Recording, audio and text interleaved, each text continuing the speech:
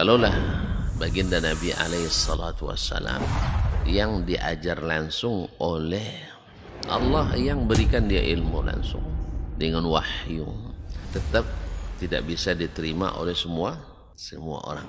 Innallaha la yarfa'ul ilma intiza'an yantazi'uhu min qulubil ibad, walakin yarfa'ul ilma biqabdil ulama. Bahkan sebagian besar orang pada waktu itu menolak Nabi alaihissalatu wassalam. Tetapi Nabi sallallahu alaihi wasallam mengajarkan kita untuk tidak patah arang dan tidak pernah berhenti berdakwah. Allah tidak mengangkat ilmu dengan mencabutnya dari hati-hati manusia, tidak, tetapi dengan mewafatkan para warahmatullahi wabarakatuh. Alhamdulillahi rabbil alamin, wassalatu wassalamu ala nabiyyi as-sadiqil amin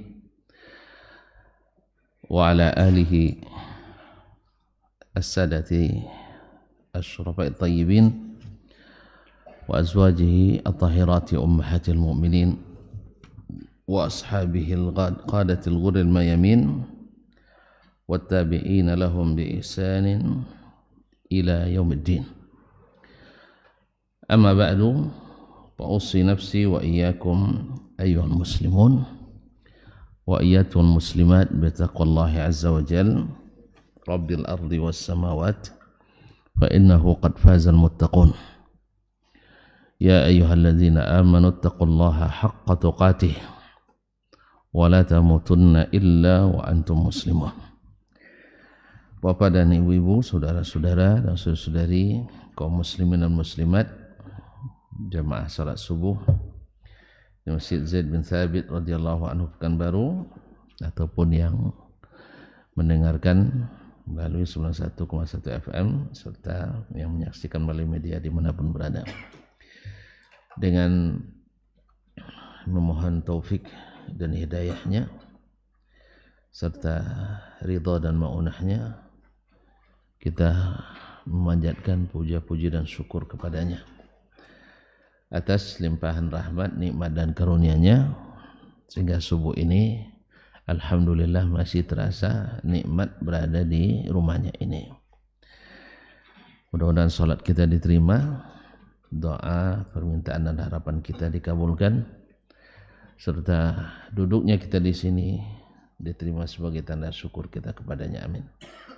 Sehingga melahirkan nikmat-nikmat yang membuat kita senantiasa bersyukur kepadanya.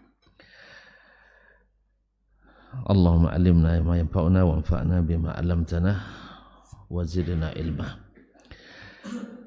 Kemudian salawat dan salam kepada baginda Nabi alaihi salatu wassalam yang telah mengajarkan agama ini dengan sempurna kepada kita dan diwarisi oleh para ulama-ulama kita sehingga sampai pula kepada kita. Mudah-mudahan Allah kuatkan kita untuk memahami dan selanjutnya mengikuti. Kaum muslimin, kaum muslimat, bapak dan ibu yang dirahmati Allah, masih kaji kita belum beranjak, ya. Tapi tak apa-apa, orang juga dulu lama membahas ini tentang hadis ahad. Kita sudah mengenal hadis ahad adalah hadis yang tidak mutawatir. Berarti harus tahu mutawatir itu apa ya Pak ya? Nah, jadi hadis ahad sama dengan hadis makbul, syaratnya ini, tapi hadis mardud yang tak mencukupi syarat. Jadi kalau ditanya nanti apa definisi hadis mardud yang tidak melengkapi syarat makbulnya. Tapi syarat makbulnya apa? Nah, baru kita sebutkan ittisalus sanad, adalatur ruwat, dhabtur ruwat, adamus syuzuz wa intifa'ul illah. Masih hafal kan? Masih lupa? Ya. Demikian juga ini bididdihi tu'raful asya'u atau bididdihi tu'raful asya'.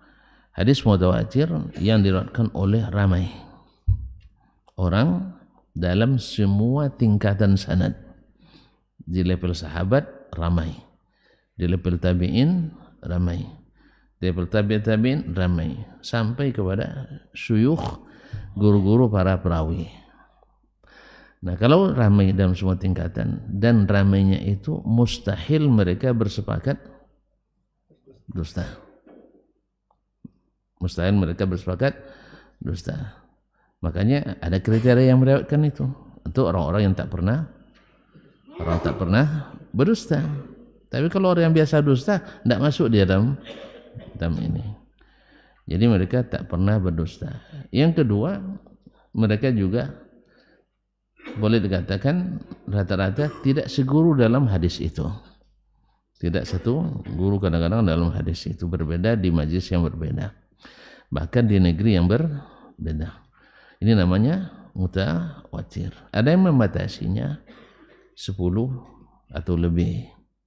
Ada yang mengatakan 4 atau lebih. Bagi yang mengatakan 4 atau lebih, mereka membatasi hadis masyhur dengan 4 orang atau 3 orang di atas hadis aziz. Nah, selain mutawatir itu namanya hadis ahad. Ahad itu memang asli katanya daripada wahid, yaitu 1 orang.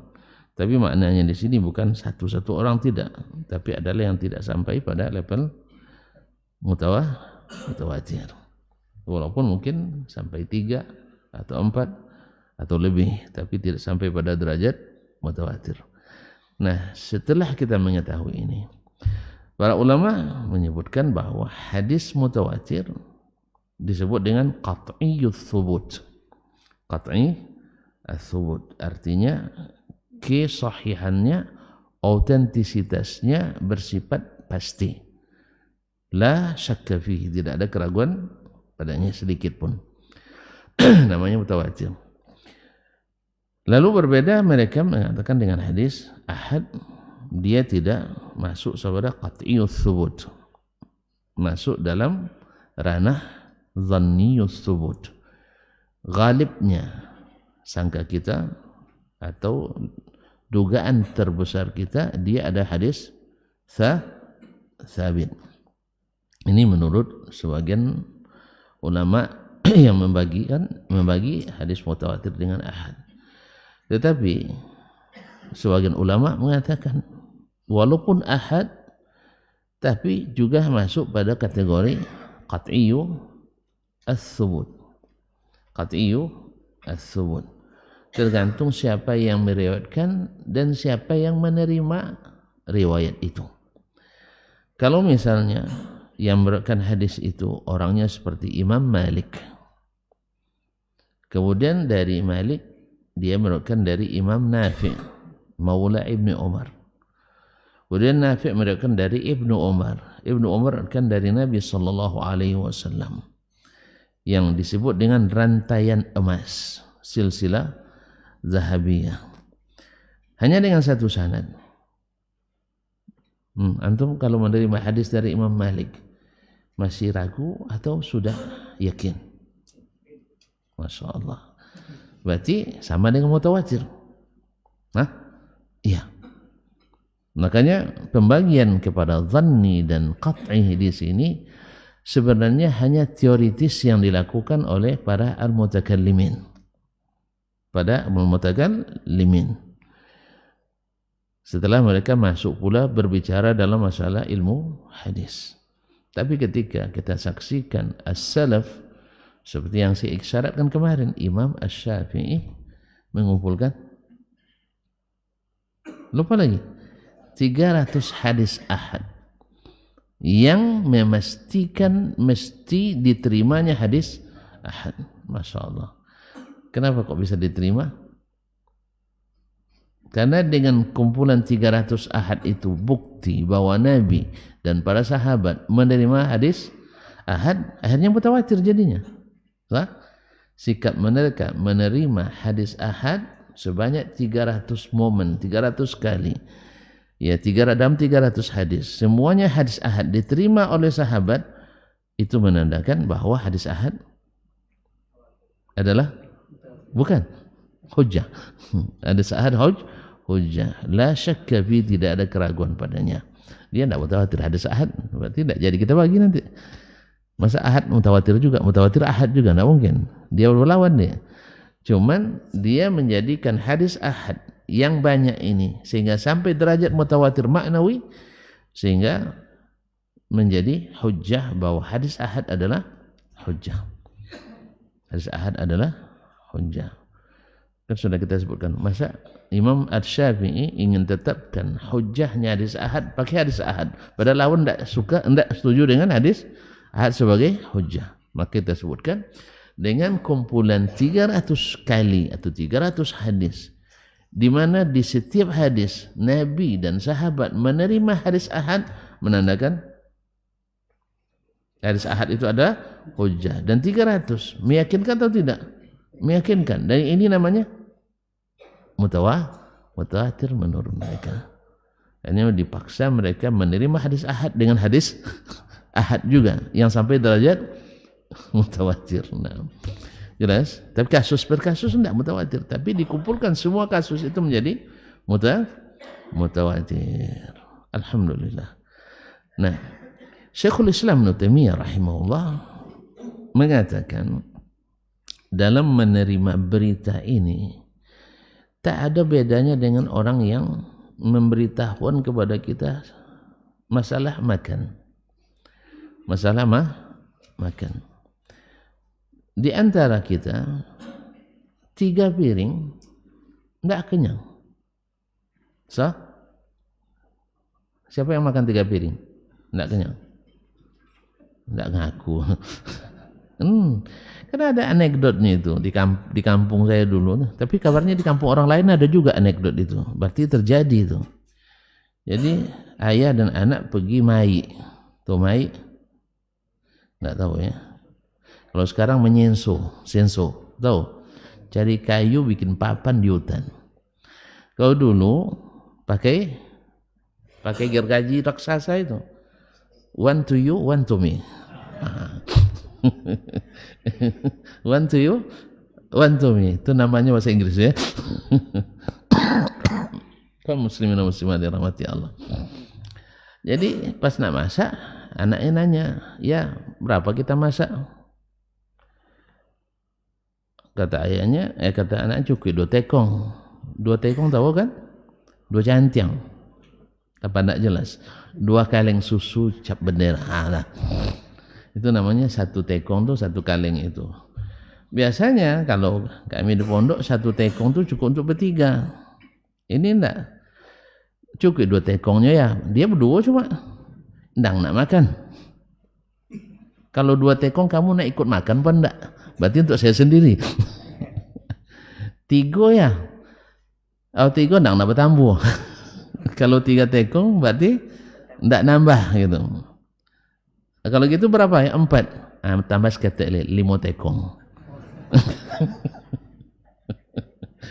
Berarti 1 kilo 1/4. Masak untuk 2 orang sekali makan. Banyak apa sedikit ini? Ya Syekh? Banyak. Makanya dulu kalau orang yang banyak makan tuh bungkus nasi disebut bungkus nasi tukang ai. Bungkus nasi tukang pompe mai. Memang bungkus nasinya pakai upio. Tahu upio? Ya, payah saya jelaskan. Jadi setiap katanya harus dijelaskan. Upio itu bukan apa namanya pangkal pelepah pinang itu yang warna putih atau kuning itu. Ya, kalau pinangnya besar berarti upionya besar. Kalau pinang-pinang sekarang kan kurus-kurus ya. Kalau dulu pinang dulu besar-besar batangnya. Nah, itulah untuk bungkus nasi tukang ai. Bayangkan tuh berapa besarnya itu. Bisa 3 kali nasi bungkus sederhana masuk dalam. Nah, maka dia bilang, yang seperti ini kalau dia dikasih makan atau dia lihat orang makan 1 piring, yakin tak dia orang kenyang? Yakin tak? Tidak yakin dia. Makanya saya pernah kan dapat resiko itu. Diundang sahur oleh kawan saya orang Turkistan, orang Uighur, Kalimantan Timur. Orang itu kan makannya kan langsung lauknya dicampur kan. Ya, bukan digelimang, bukan. Gelimang enggak tahu juga ya. Nah, tahu, enggak diaduk, cuman sudah dicampur lauknya. Dikasih saya pinggan ceper besar itu, membubung gitu. Didangkan, ini untuk saya, ini kawan saya yang tamu, yang dia agak kecil dari kita. Padahal dia yang lebih banyak makannya. Dia bilang, saya bilang, ini enggak habis akhi. Habis tuh nanti katanya. Yakin dia habis, karena dia biasa menghabiskannya. Saya enggak yakin gitu. Tapi karena disupport, dimotivasi, habis juga. Habis itu kan. Jadi satu piring besar itu habis juga rupanya. Jadi dia tidak yakin kalau ngasih yang sedikit. Karena biasa makan banyak. Begitulah kata Syekhul Islam Taimiyah mencontohkan. Ada orang, 3 orang beritahu tidak percaya dia. Sah? Tapi ada yang 1 orang beritahu, percaya dia. Paham saya? Ini tergantung juga kepada siapa pemberinya dan siapa yang menerima. Jelas? Jadi ibarat makan. Atau jenis makanan. Orang Ocu dikasih makan roti. Ya. Habis sekampi. Terus sekampi. Iya, seplastik besar itu. Tanya, lah makan yong. Oh, lu lemak roti tadi? Labis. Jadi tergantung juga jenis makanannya tadi. Ahlus sunnah ketika diberikan tahu hadis Sahih Bukhari dan Muslim tentang Allah turun ke langit pertama di sepertiga malam terakhir, karena dia perkataan Nabi, perawinya Imam Bukhari dan Muslim, lalu ditelisik Syekh Bukhari thiqah, Syekh Bukhari thiqah, Syekh Bukhari, sampai ke Rasulullah semuanya thiqat, langsung dia terima, yakin, sah. Tapi yang bukan ahli sunnah, dia cari lagi. Dia pikir-pikir, akhirnya tidak terima. Dia cari makna yang lain. Jadi tidak bisa kita paksakan. Orang yang biasa berbicara, orang yang biasa dengan orang-orang yang jujur, thiqat, itu akan mudah menerima berita dan membenarkan dibanding dengan orang yang biasa berilustrasi, berasumsi dan persepsi yang tidak. Tinggal di kalangan orang-orang yang lebih mengedepankan ilustrasi, halusinasi, apalagi imajinasi, apalagi hantunisasi dan sebagainya, dibanding dengan orang yang biasa menerima berita dari orang-orang yang jujur. Makanya ahli hadis menerima hadis pasti berbeda dengan sikap ahli kalam, ahli ra'yi. Ahli hadis keterima menerima hadis, ini dia katakan ini dari Nabi. Pembawa beritanya jelas, tahu orangnya. Sah?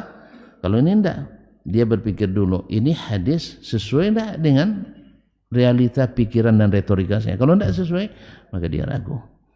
Jelas? Makanya kita dapatkan para sahabat dulu, seperti kata Imam Syafi'i rahimahullah, ijma'. Saya menukil kemarin Imam Al-Juwayni,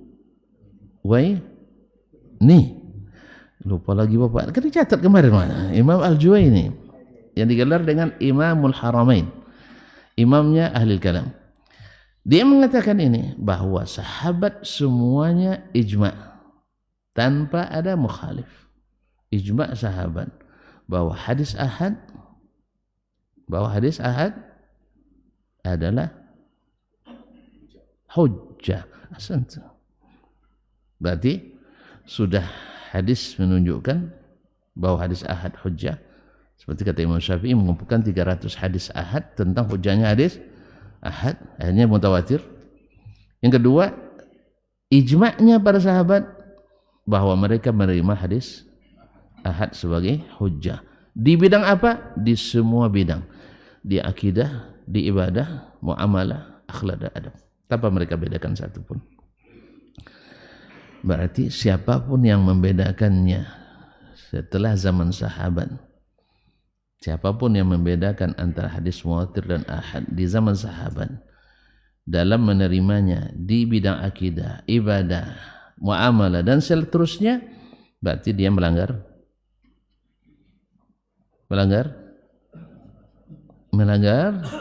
ijma'. Melanggar ijma' hukumnya fardu Melanggar ijma hukumnya fardu kifayah. Hah? Apa? Haram. Melanggar ijma hukumnya haram. Haramnya haram kecil apa haram besar? Apa buktinya haram besar?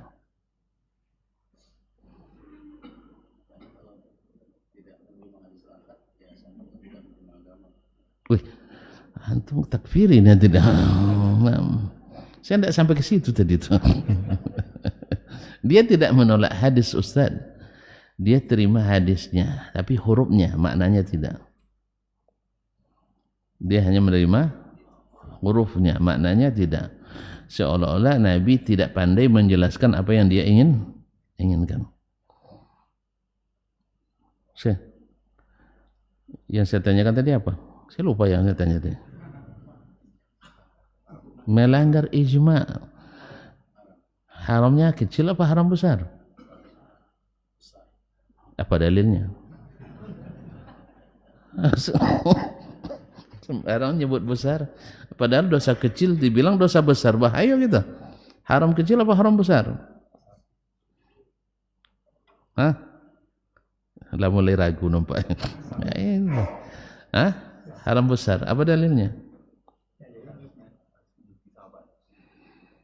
Ya, kan bagi antum harus mengikuti sahabat. Tapi sahabat saya bilang tidak mesti ikut sahabat.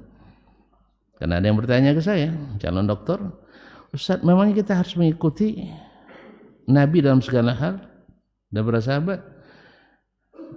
Kalau saya jawab dengan logika, panjang debatnya. Panjang debatnya. Saya katakan begini, katanya begini nanti. Tapi saya jawab dengan apa? Dengan menyentuh hatinya. Antum mau masuk surga? Mau masuk surga? Mau. Baik. Mau cepat apa lambat? Cepat. Atau nak main-main dulu di jalan? Nak cepat atau lambat? Nak cepat. Lalu saya tanya lagi, siapa manusia paling cepat masuk surga? Rasulullah SAW. Kemudian siapa? Sahabatnya. Nah, antum nak ikut rombongan sahabat atau nak ingin rombongan sobat-sobat? Sahabat. Karena ikut rombongan mereka cepat masuk surga. Kalau ikut sobat, iya main-main dulu kita. Untung mainnya tidak tempat panas. Kalau sempat mainnya di tempat panas, auzubillah. Tapi mustahil mainnya di tempat yang tidak panas. Sebab di penantian saja, di padang mahsyar, hanya satu hari yang setara dengan 50.000 tahun, itu panas nggak? Iya bang. Pak, panas. Tahunya dari mana? Udah pernah ke situ? Anda kan? Cuman matahari kabar-kabarnya. Ya saya yakin, tapi mana tahu tuan-tuan tidak yakin kan? Ya jaraknya 2 mil dari kepala kita. Nah, Bapak 1 bilang ya? Iya 1 mil. Nah oke lah 1 mil. Nah lebih parah lagi. Taib 1 mil berapa kilo? 1,668, tidak sampai 2 kilo. Tidak sampai 2, jazakallah khair. Syukran. Tidak sampai 2 kilo.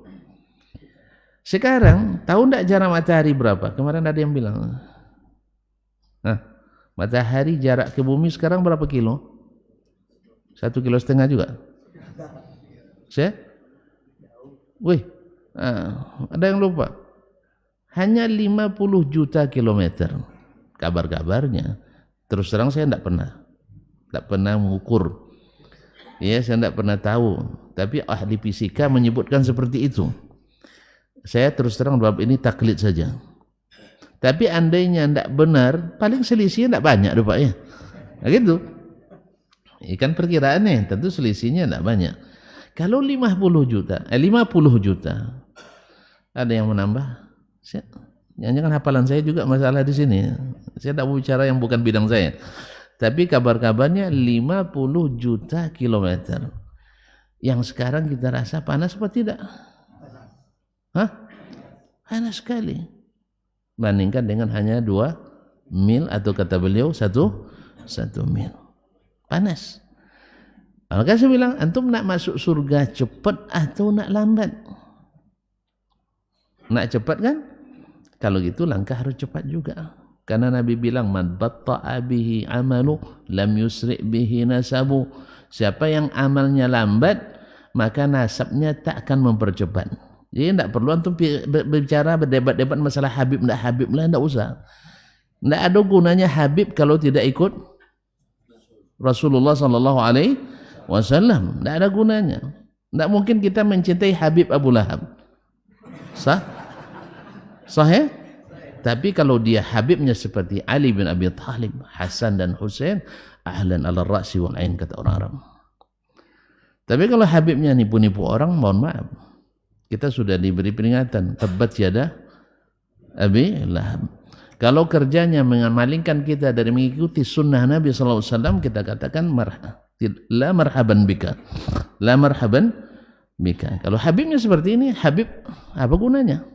Sebab siapa yang darahnya, walaupun darah Nabi mengalir dalam dirinya, walaupun banyak perselisihan sekarang ya, tes saja kalau mau. Nah. Tapi bagi kita tidak bermasalah. Karena Habib itu hanya dikenal di Indonesia saja.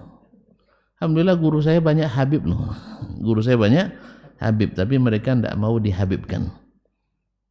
Ya. Saya akan dekat dengan beberapa orang guru saya, mantan dekan kami juga sudah Habib, di antara guru nggak Habib, di antara syekh saya juga Habib, tapi tak satu pun yang mau dihabibkan, yang mau dicium tangannya kayak fotokopi timbal balik, ya. Dicium tangannya timbal balik kayak fotokopi gitu. Kaum muslimin dan muslimat dirahmati Allah SWT. Jadi kembali ke yang tadi sih. Dosa kecil atau dosa besar? Apa dalilnya? Atau jangan sembarang bilang dosa kecil, dosa besar. Apa rambu-rambunya dosa ini dosa kecil, dosa besar?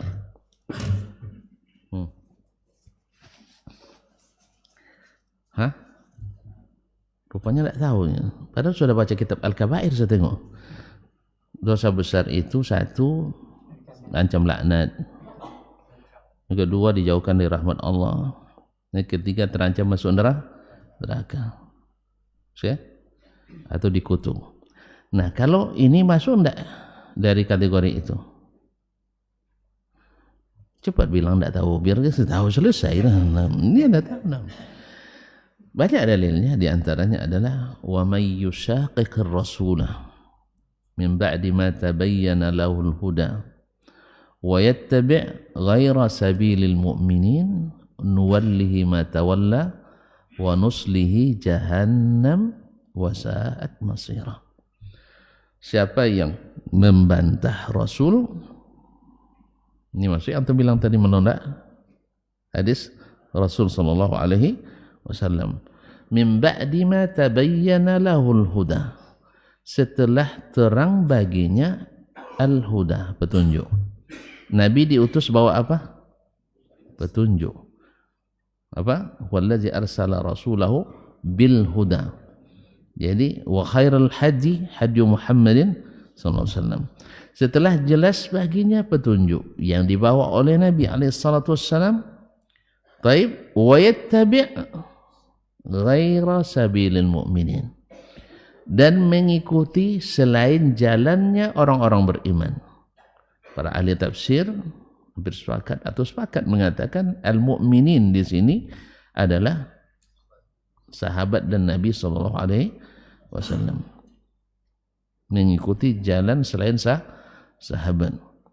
Nuwallihi ma tawalla, kami biarkan dia berpaling, karena dia milih berpaling. Ini petunjuk Allah, ini petunjuk Rasul, dah jelas, tapi kamu kok minta juga pendapat orang lain? Ya kami biarkan mereka berpaling. Jelas? Kemudian setelah itu, kalau Allah biarkan kita, tandanya Allah sayang atau tidak sayang? Hah? Tidak sayang lagi. Kalau tidak sayang, berarti dapat rahmat? Tidak. Lebih parahnya, wa nuslihi jahannam, nanti kami masukkan, campakkan ke dalam neraka jahannam. Berarti terancam neraka, melanggar ijma', terancam neraka, terancam neraka. Besar atau kecil? Besar. Wasa'at masira, dan neraka itu seburuk-buruk tempat kembali. Jadi oleh itu kaum muslimin melanggar ijma'nya para sahabat dan ijma'nya para ulama. Kalau sudah sabit ijma', tidak boleh lagi keluar dari situ. Tidak boleh keluar dari situ. Kalau mau selamat. Wabillahi taufik. Baik kaum muslimin dan muslimat dirahmati Allah. Tanpa terasa hari begitu cepat berlalu. Itu tandanya kita sedang bahagia. Ya, kalau seandainya tidak bahagia, lama sekali pagi itu. Tapi kalau sedang bahagia, cepat sekali. Alhamdulillah. Belum beransur juga kojo. Sudah kan? Belum. Nah, tapi tidak ada tambahannya. Kemarin Imam Syafi'i rahimahullah ta'ala ditanya tentang hujjah, seperti apa hadis ahad yang dengannya hujjah itu berdiri bagi orang. Tidak boleh lagi, kan kita masih berputar-putar tentang masalah wajib menerima hadis ahad karena dia ijma. Berarti kalau ada golongan Islam yang menolak hadis ahad, berarti mereka melanggar ijma, terancam dosa besar. Ada enggak golongan Islam menolak hadis ahad? Ada. Masuk kita? Enggak. Masuk kita kan enggak. Alasan mereka tadi karena kalau mutawatir qat'i, kalau wahad zanni. Lalu kita katakan, dudukan masalah tadi, tidak semua orang menerima hadis ahad sebagai hadis zanni. Lalu Syekhul Islam Taimiyah tadi mencontohkan orang yang makan, yang biasa makan 5 tekong berdua, ya, masak 1 tekong, yakin dia kenyang? Tidak yakin kenyang. Tapi yang biasa makan setengah tekong berdua, dimasak 2 tekong, yakin dia kenyang? Yakin sekali, berlebih malah, bahkan ngundang orang dia. Sah? Tapi kalau sempat yang biasa makan 4 tekong sekali makan, tiba-tiba datang tamu, pucat dia. Astagfirullah. Awak nak makan pula dia dah datang. Makanya sebenarnya kan dia harus dihafalkan hadis bahwa makanan 1 orang cukup untuk berdua. Ini makanan berdua, cukup untuk berempat. Untuk berempat. Nah, rumus ini yang selalu saya ajarkan pada mahasiswa saya yang mau menikah, cepat menikah. Apa sebab? Berhemat. Sah? Maka ada orang tua juga, ini bagus ini berkolaborasi orang tua dengan orang tua. Tapi kayaknya tentu belum setuju dengan kaji ini. Nantilah. Sudah susah saya buat yakin, saya yakin-yakinnya. Nah, kaum muslimin dan muslimat rahmati Allah SWT. Nah, siapa orang yang khabarnya tadi meyakinkan? Kalau diterima, orang langsung yakin dengan khabar itu. Kemarin sudah dibahas satu sisi, yaitu orang yang agamanya thiqah. Agamanya thiqah. Nah, agama itu ditinjau, tentu kalau masalahnya agamanya, tentu yang dilihat adalah akidahnya, adalah ibadahnya, adalah muamalahnya, adalah akhlak dan adabnya. Jelas? Tidak jelas nampaknya. Hah? Kalau bicara tentang thiqah agamanya, kan manusia itu dilihat dari 2 sisi, agama dan muruahnya. Agama dan muruahnya. Nah, kalau thiqah agamanya, tentu yang dilihat akidahnya. Lurus apa tidak? Sah? Kalau lurus akidahnya, berarti bagus agamanya. Tapi kalau menyimpang akidahnya, berarti rusak agamanya. Kalau lurus ibadahnya, lurus di sini maknanya dia lakukan ibadah-ibadah yang wajib dia kerjakan, atau beribadah sesuai yang diajarkan. Kan ada orang rajin beribadah, kadang lebih rajin lagi dari yang lain, tetapi ibadahnya tidak yang diajarkan. Menyimpang agamanya atau tidak menyimpang? Nah, kalau begitu bid'ah itu menyimpang atau bukan? Apa sebab? Jalannya beda. Jalannya beda. Sunnah jalannya lurus. Kalau bid'ah Bid'ah mesti menyimpang. Karena kata Nabi ini jalanku lurus, kiri kanannya banyak banyak gang-gang. Di depan gang itu selalu ada sitar murkha, yaitu kain gordin tirai yang transparan. Tonton pernah neng orang pakai baju transparan? Wih, mana yang lebih menipu? Yang transparan kah atau yang tidak berpakaian? Serius Pak? Mana yang lebih menggoda? Yang transparan kah atau yang tidak berbaju sama sekali? Transparan. Itulah syubhat. Ya. Itulah yang namanya syubhat. Orang yang buat pelanggaran mesti ada dalilnya atau hujahnya. Maka kata kalimat jangan disalahkan selama ada dalilnya, ini kalimat syubhat juga. Selama masih ada dalilnya, ini jangan disalahkan, ini juga syubhat. Sebab kesalahan orang itu bukan karena tidak ada dalil saja. Maka ingat manhaj Ahlussunnah. Masih lupa juga. Masih lupa manhaj Ahlussunnah dan mengambil dalil. Masih lupa. Bilang aja biar cepat. Satu, pastikan dalilnya sahih. Yang kedua, kalau sahih dalilnya mesti kita dahulukan dari semuanya, ta'zim. Jadi kalau sudah bicaranya Allah dan Rasul, tidak pilih lagi pendapat si anu dan si ana, fulan dan fulana, tidak perlu lagi. Jelas ya? Oh, berarti kan pemahaman kan beda-beda Ustaz. Ya Allah, Nabi itu pakai bahasa Arab dia, sah? Bahasa Arab enggak? Baik, ulama yang kita klaim bahwa dia memahami perkataan Nabi pakai bahasa apa? Bahasa Arab juga. Mana fasih bahasa Arab Nabi pada bahasa Arab ulama itu? Nabi SAW. Ketika Nabi bilang Allah di atas, lalu ulama lain bilang Allah tidak tentu tempatnya. Mana yang lebih fasih menjelaskan? Ya ikhwan, mana yang lebih fasih? Nabi SAW. Terus sahabat Nabi SAW mau aja nerima. Memang sahabat bodoh-bodoh tidak cerdas. Sahabat bodoh-bodoh apa cerdas? Cerdas. Orang-orang berprestasi dunia dan akhirat dijamin masuk surga. Kenapa dia tidak bilang kalau di atas pasti bertempat ya Rasulullah? Berarti sama dengan makhluk. Tidak paham mereka itu? Paham. Tetapi mereka tidak meragukan berita dari Nabi SAW. Berarti ikut ulama kita atau tidak ikut ulama ini? Ikut ulama. Siapa ulama kita? Nabi SAW dan para sahabatnya. Tidak ada sahabat yang meragukan itu. Tiba-tiba datang ulama belakangan meragukan. Berarti ikut yang ragu atau yang ikut yang yakin? Alhamdulillah. Al-muthbit muqaddam ala nafi. Yang menisbat, ini kaidah, yang mengatakan iya itu didahulukan daripada mengatakan tidak. Kalau ada tuan-tuan menawarkan anak gadis pada 3 anak bujang, yang satu bilang iya, yang satu bilang pikir-pikir, yang satu bilang tidak, yang mana yang didahulukan? Pandailah tuh. Paham kita. Yang berani mengatakan iya itu yang punya keyakinan. Yang mengatakan tidak orang ragu. Orang ragu patut diikuti.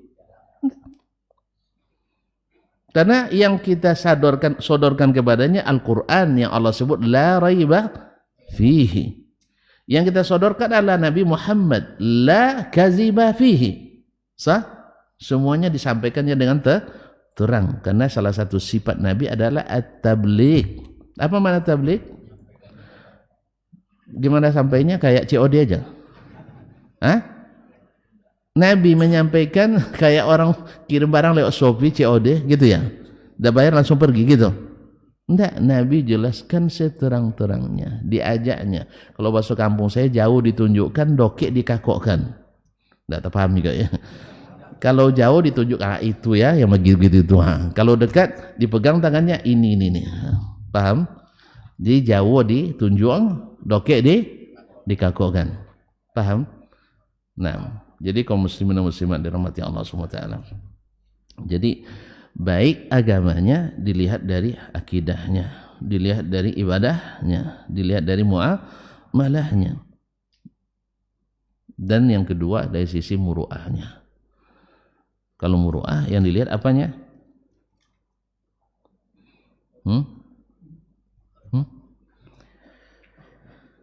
Marwah seseorang dilihat dari apanya? Cara dia bertingkah laku. Kalau sampai Ustaz Dasman teriak-teriak di Subrantas, menurut antum patut apa tidak? Patut enggak? Halo malam ini kita nonton di patut enggak? Hah? Serius ini? Bagai orang lain mungkin enggak apa-apa. Tapi bagian seorang ulama, seorang dai, seorang ustaz, seorang panutan, tokoh, enggak patut, sah? Baju kaos oblong, halal apa haram? Halal apa haram? Serius? Hah? Halal kan? Kalau sampai Ustaz Dasman pakai kaos oblong ceramah pagi ini, menurut tuan-tuan? Atau nanti khutbah Jumat? Sekarang saya lupa tadi pakai mana, tahu kalau boleh saya pakai kaos oblong nanti. Pakai peci pramuka. Gimana? Patut? Berarti kalau ada orang bertingkah seperti ini, bukan ndak halal, bukan haram, ndak, cuman ndak patut. Sahih? Itu namanya muru'ah. Ustaz? Paham? Jadi ada hal yang sifatnya jangan karena tidak haram. Saya ada ceritakan oleh seorang kepala pesantren di suatu daerah. Ya, di antara yang hadir ada salah seorang wali murid yang juga ustadz besar dan terkenal, viral. Jadi ketika hadir undangan itu sebenarnya mereka berencana dia yang mewakili santri, orang tua santri memberi sambutan. Di samping dia punya ilmu, juga terkenal, dan secara tak langsung juga iklan gratis. Ya Allah, memanfaatkan. Kalau ada orang besar memanfaatkan jadi iklan, maka orang tuh sering supaya bupati datang, gubernur datang, kan itu rata-rata kan. Masya Allah, acara perpisahannya dihadiri oleh Pak Bupati, Pak Wali Kota, betul enggak? Untung-untung bawa kan itu. Masa macam enggak tahu aja antum. Tapi kadang-kadang juga legitimasi. Nah, makanya juga apalagi ini musim-musim kampanye ini calon suka sekali datang tuh, apalagi incumbent, sah? Nah, makanya manfaatkan itu kaum muslimin dan muslimat. Cuman karena beliau datang dengan pakaian yang tidak haram, pakaian yang tidak haram, cuman tidak representatif untuk seorang kiai. Dia tidak haram, tidak pakai peci. Haram tidak pakai peci? Saya coba. Tidak haram kan? Alhamdulillah. Cuman kalau saya tak pakai peci kajian ini, untuk konteks di Indonesia, wallahi orang akan apa? Berubah Ustaznya. Berubah Ustaznya. Lain pula nih. Iya. Tapi kalau antum di Maroko misalnya, orang khatib Jumat tidak pakai peci, bagi mereka tidak masalah. Nah, tapi juga sebagian kalau sebagian besar tetap masalah. Atau misalnya antum di Libya dan sebagainya. Cuman kalau kita Indonesia, masa khatib tidak pakai peci? Bukan haram. Ingat itu bukan haram. Jelas? Jelas? Akhirnya tidak jadi ustaz itu diminta sambutannya. Kasihan sebenarnya, padahal kalau sempat beliau diminta, orangnya bagus sebenarnya memberi nasihat buat orang tua, buat santri, buat para guru. Cuman datangnya tidak dengan pakaian yang patut menurut adat dan istiadat yang setempat. Akhirnya tidak jadi disuruh. Artinya apa? Ini kenanya di muru'ah ini. Ya. Bukan tidak boleh, tapi kalau antum sedang olahraga mungkin tidak mungkin pakai jubah kan. Kalau antum nanti sempat saya lari pagi ketemu sama antum misalnya di jalan, Ustaz mana jubah? Jangan jubah pula tanya. Berilah sekali-kali kesempatan lah. Nah, tapi kalau sedang ngajar dan sebagainya kurang pas. Apalagi jadi jadi imam pula. Karena di sebagian saya lihat, Masya Allah, saya pernah jadi makmumnya, imamnya pakai training gitu. Awak tidak terlambat dosa, alhamdulillah. Pas azan kita sudah, Pak Lubsi, kita sudah ada di situ. Sengaja saya duduk di belakang imam. Dengan maksud satu, kita cari fadilatnya kan. Yang kedua, kalau tidak ada imam yang representatif, siap untuk maju. Nah, itu.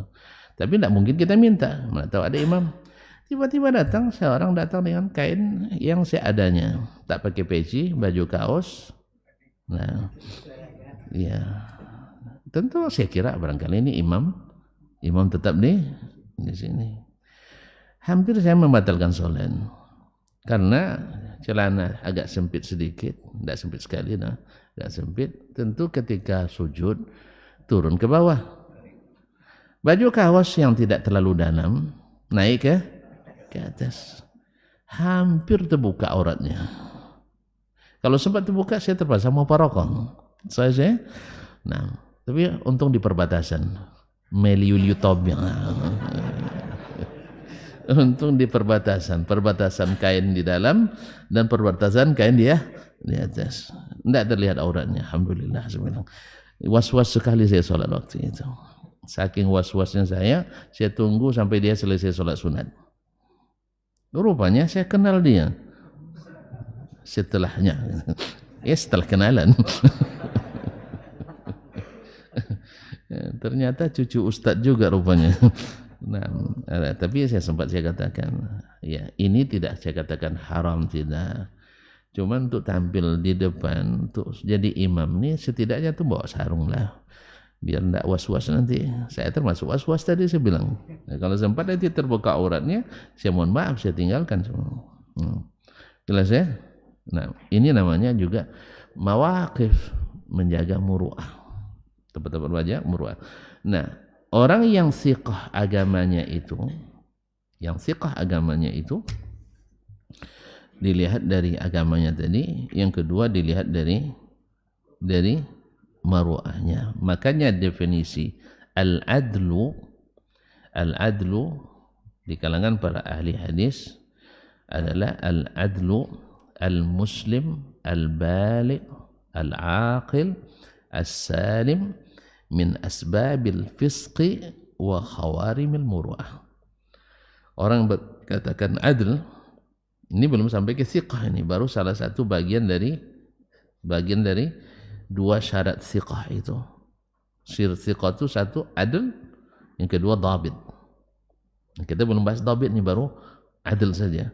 Nah, orang yang dikatakan adl tentu tinjauannya ke agama dan muru'ahnya. Kalau dhabit nanti ke hafalan dan catatannya. Tapi yang pertama ini yang harus dulu. Sebab apa? Orang yang agamanya tidak bagus akan mudah berdusta. Karena dia tidak takwa. Makanya nanti akan dikeluarkan dari al-adlu orang yang ahli bid'ah. Apa sebab? Ahli bid'ah itu rentan berdusta. Walaupun tidak semuanya ahli bid'ah atau tertuduh terimbas bid'ah, tapi riwayatnya ada dalam Sahih Bukhari dan Muslim. Saya katakan hukum asalnya ahli bid'ah itu tidak diterima riwayatnya. Cuman sebagian ahli bid'ah, seperti kata Imam Az-Zahabi, sadiqun fi riwayatihi fa alaihi bid'atuhu wa lana sidquhu. Dia tanggung dosa bid'ahnya, tapi benarnya kita ambil. Jelas? Karena teruji. Dan itu melalui proses uji yang sangat panjang, diperiksa semua riwayatnya. Dibandingkan dengan riwayat ahli sunnah, sama riwayatnya, kenapa kita tolak?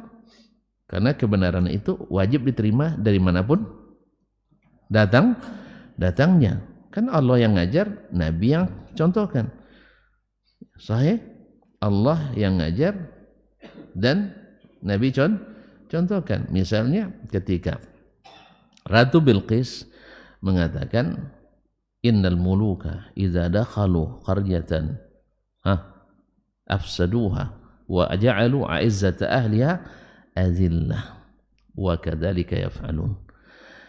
Sesungguhnya raja-raja itu bila masuk suatu negeri akan mereka hancurkan dan mereka jadikan orang-orang mulianya menjadi hina. Allah benarkan perkataan itu. Walaupun Bilqis belum masuk Islam. Karena benar. Siapapun raja masuk satu negeri mesti buat binasa. Lalu Allah katakan, kadzalika yaf'alun, seperti itulah para raja itu lakukan. Makanya jangan biarkan raja-raja lain masuk ke negeri kita. Apalagi raja yang tidak sayang sama kita.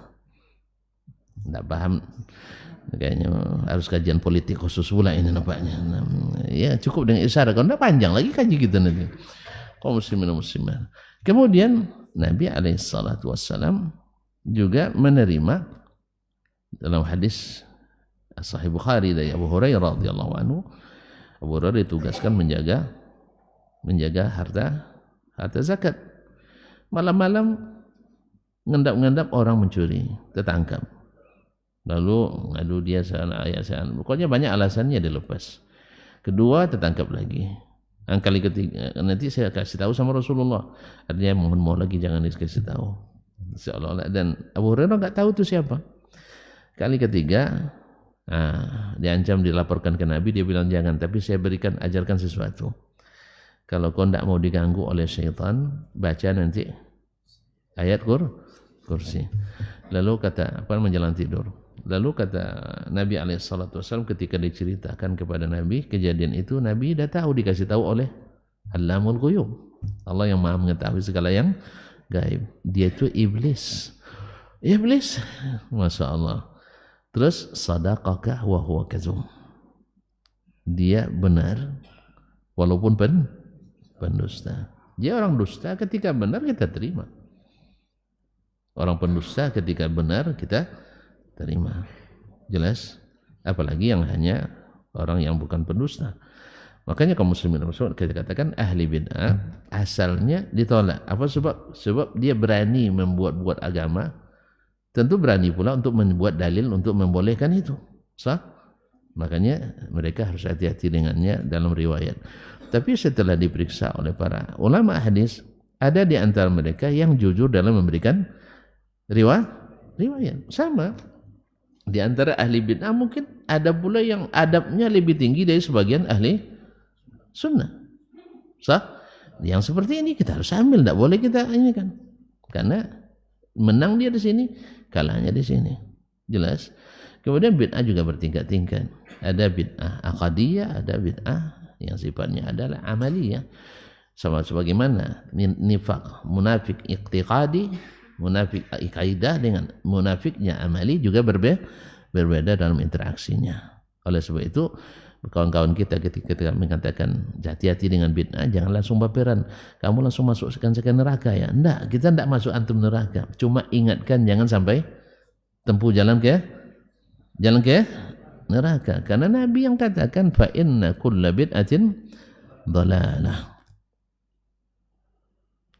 wa kulla dhalatin binnar. Tapi dhaif ini katanya. Cuman kalaupun dhaif riwayat ini, mungkin enggak kesesatan itu masuk surga? Orang tersesat masuk surga?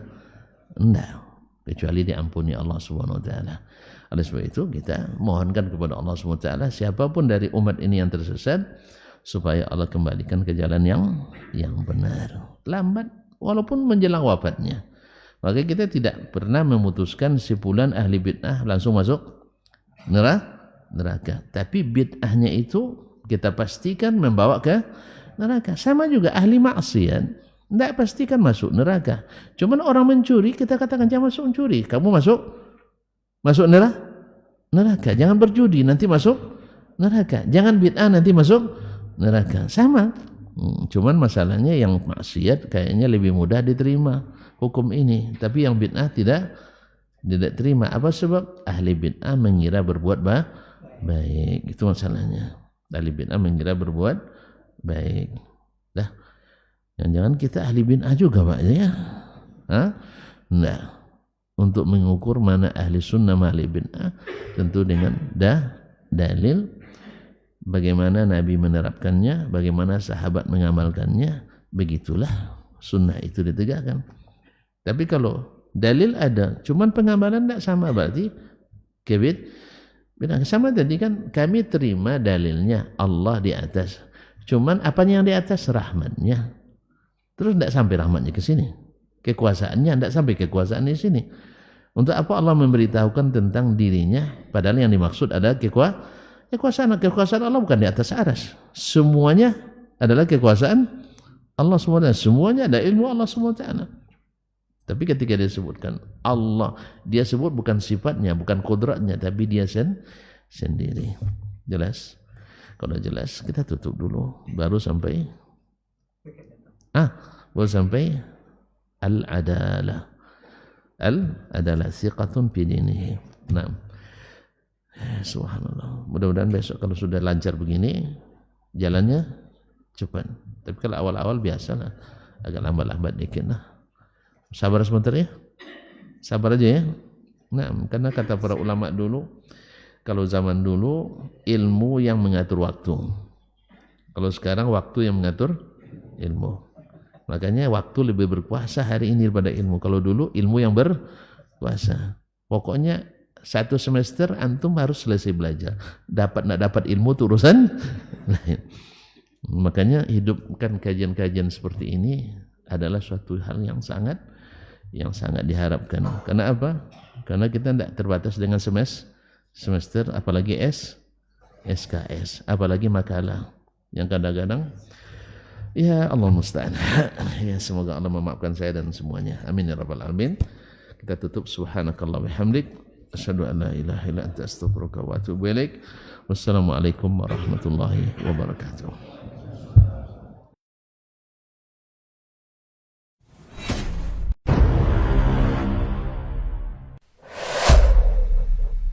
Dunia dan seisinya ini bagi Allah tak sama nilainya dengan sebelah sayap lalat. Barang siapa yang beramal untuk akhiratnya, Allah akan cukupkan baginya urusan dunia. Sayati zamanun 'alan nasi as-sabiru fihim qalqabit al-jamarah. Akan ada satu masa di akhir zaman yang berpegang teguh dengan agamanya seperti orang yang sedang memegang bara